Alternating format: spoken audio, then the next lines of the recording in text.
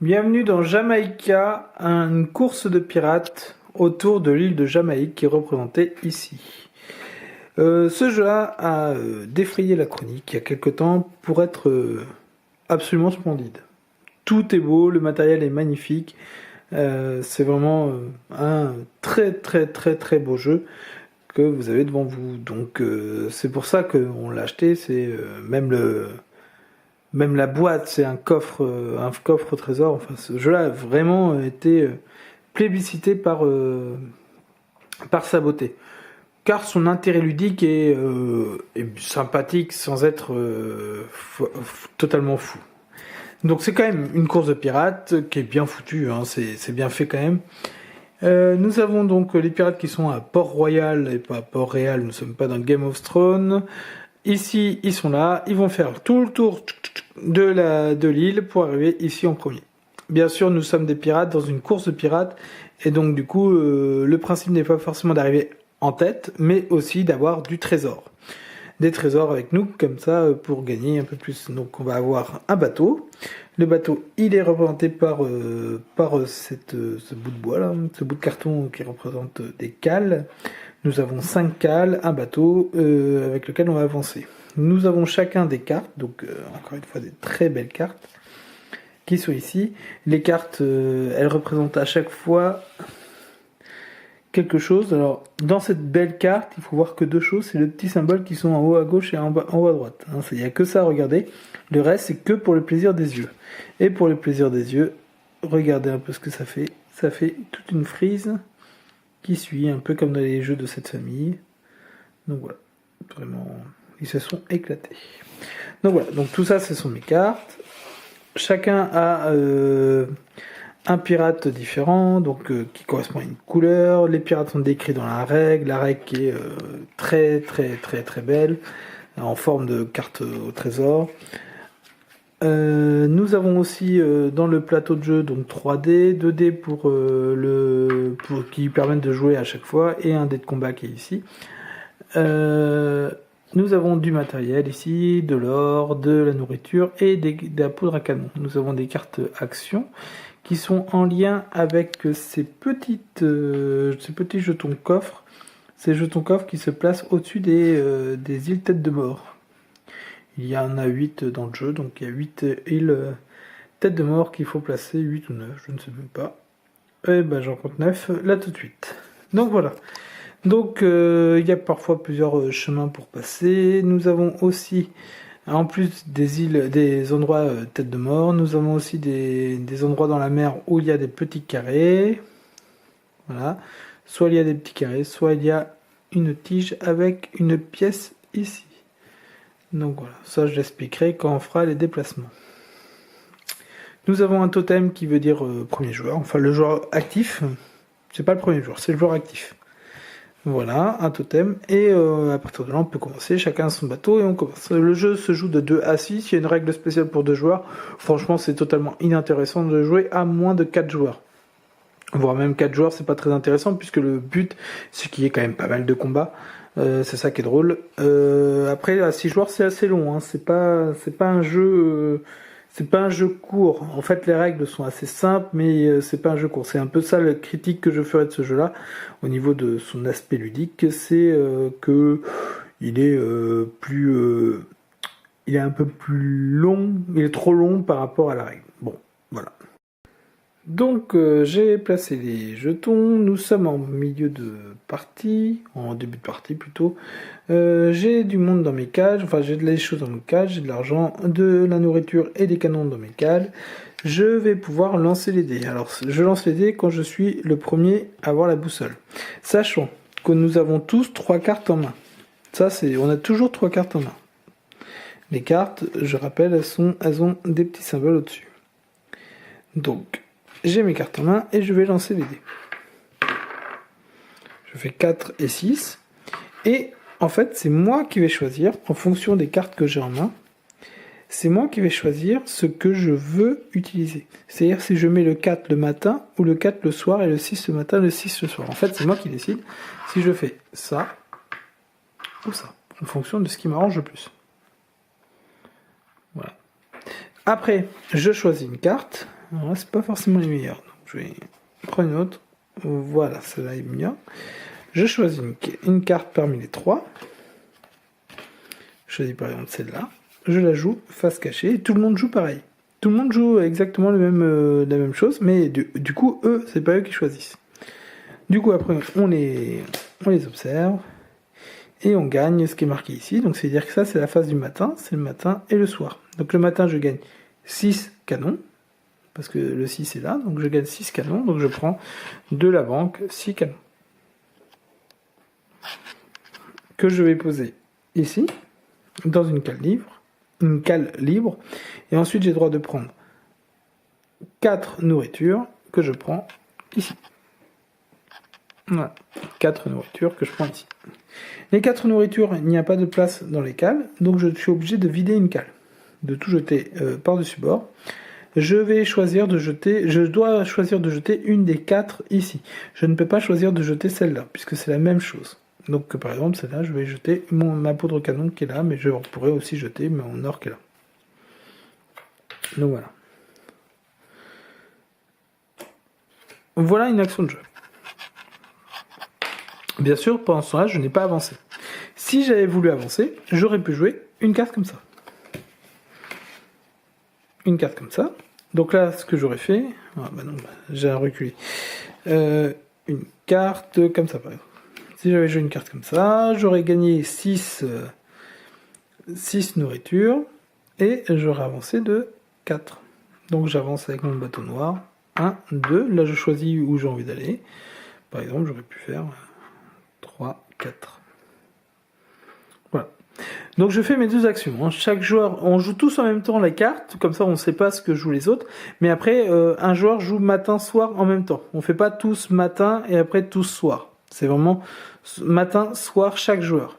Par contre, il joue d'abord matin et il réalise l'action, et après il joue soir et il réalise l'action. Ce qui est important pour les déplacements et notamment pour les combats. Donc là, par exemple, ce que je fais, c'est ici. J'arrive ici, et quand on arrive sur une case, en fait, on doit payer une sorte d'impôt, une taxe. Et là, je dois payer 3 ors, parce qu'il y a un 3 écrit ici. Et donc, tout ce qui est comme ça, je dois payer 3 ors. Donc, je paye avec la cale que je veux. Voilà, en fait, il faut essayer de payer avec une cale pour essayer de la vider. Donc là, je paye 3 ors. Et voilà. Et je la place ici, et j'ai payé, et mon tour est terminé. Les autres vont jouer aussi, donc ils vont jouer, ainsi de suite. Bon, maintenant, faisons les cas un peu spéciaux de ce jeu. Imaginons je tombe sur une case comme ça. Alors ici, il y a 2 petits carrés blancs. Les 2 petits carrés blancs veulent dire que je dois payer 2 nourritures. En fait, les carrés blancs, c'est la nourriture, et là, c'est l'or. Donc, je paye 2 nourritures. Voilà. Je paye 2 nourritures. Il faut respecter le principe des cales. Et là, c'est-à-dire que je peux m'établir. Imaginons, par exemple, j'arrive dans un endroit, je dois payer 3 nourritures, et je ne peux pas payer. Alors, imaginons, je n'ai pas tout ça. Est-ce que je suis au bon endroit? Non, je ne suis pas forcément au bon endroit. Hop, mettons-nous ici. Alors, je suis là. Je dois payer 3 nourritures. Or, j'en ai qu'une. Donc là, malheureusement, je paye ce que je dois payer, donc une nourriture. Et je peux pas tout payer. Si je peux pas tout payer, je vais devoir reculer. Reculer, c'est-à-dire je vais reculer dans un des 2 endroits que je veux. Et je vais reculer pour voir si je peux payer. Je recule là, je ne peux pas payer parce qu'on me demande 2 nourritures. Je recule là. Je suis dans un repère de pirates, là où il y a une tête de mort. Je suis tranquille, c'est des actions gratuites ici. Donc quand on peut pas payer quelque chose, on paye le maximum. Donc on se défausse de tout ce qu'on a. Donc par exemple, si c'est demandé 7 or et qu'on en a 6... et ben tu perds les 6 ors que tu as et tu recules quand même, donc c'est un peu pénible. Et on recule jusqu'à temps de pouvoir s'arrêter. Autre chose, c'est si j'arrive sur un endroit où il y a un repère de pirates, ici. Le repère de pirates, c'est un coffre. Alors il n'y a rien derrière, sauf c'est un coffre. Hein.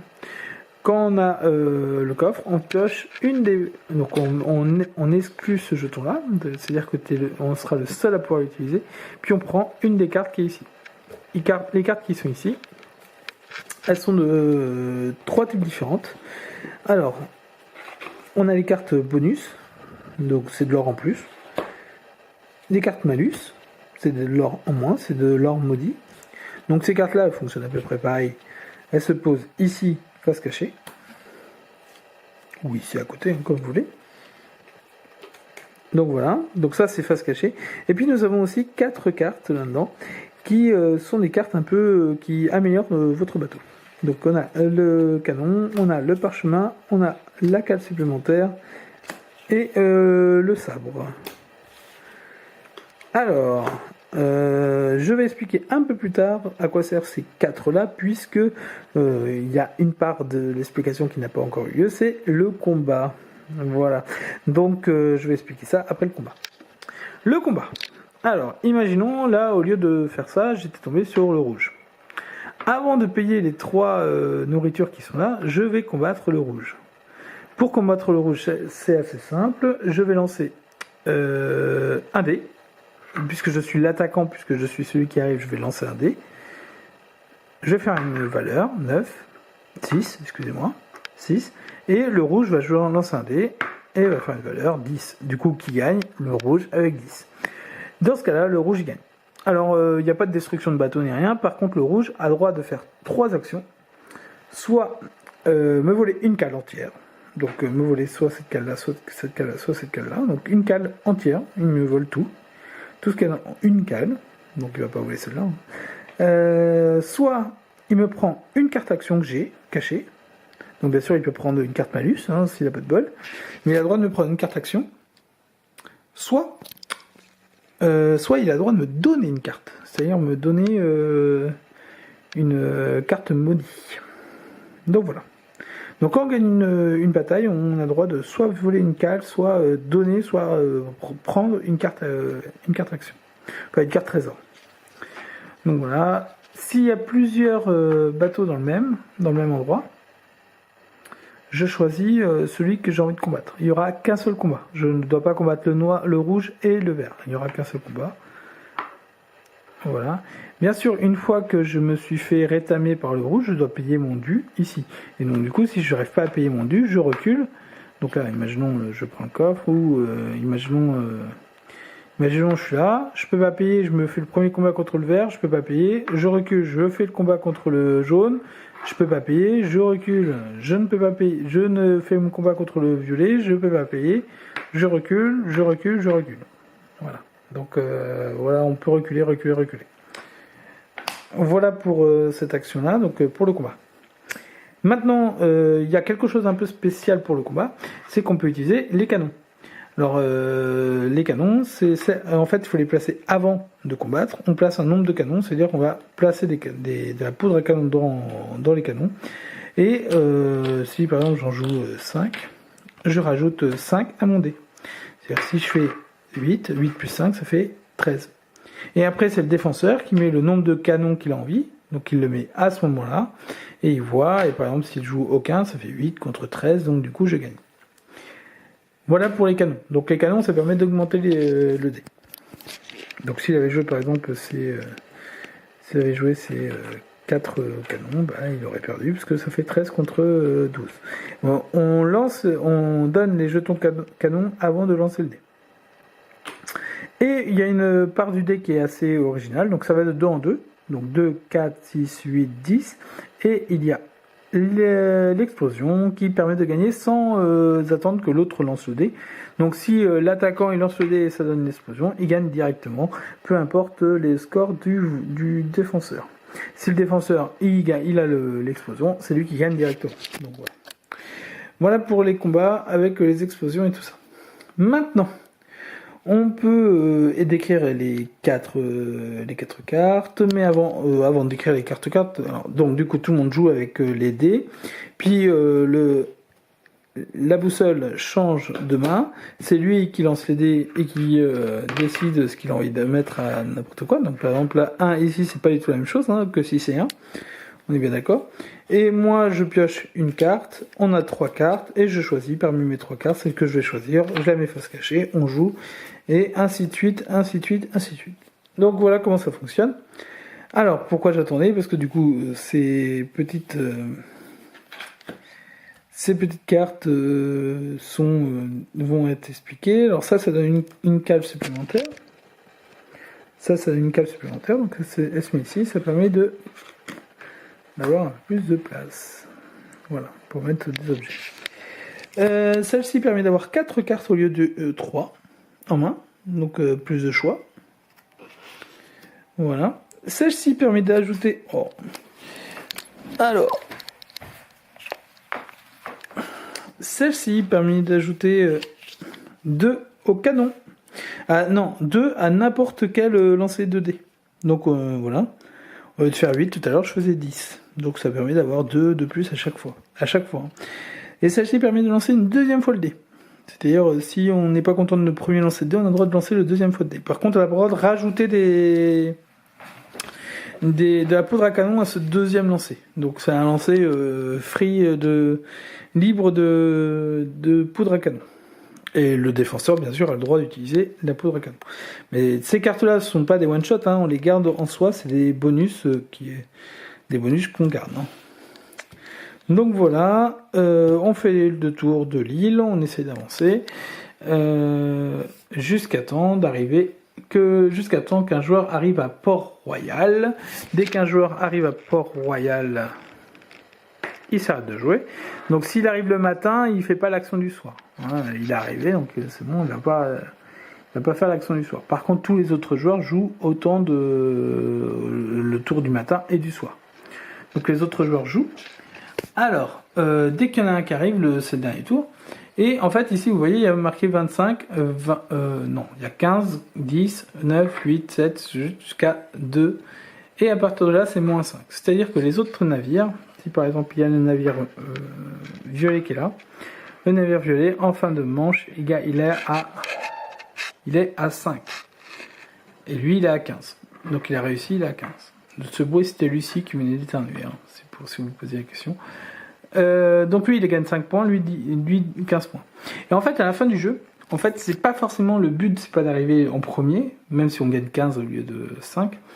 À la fin du jeu, on ajoute à ces 15 points, je rajoute le nombre d'or que j'ai dans mes cales, donc 1, 2, 3, 4, 5, donc ça fait 20, auquel je rajoute le nombre de cartes positives que j'ai, donc par exemple si j'ai celle-là, j'ai plus 5, donc ça fait 25 points, auquel on retire les nombres de cartes négatives, donc ça fait 25 moins 4, 21 points.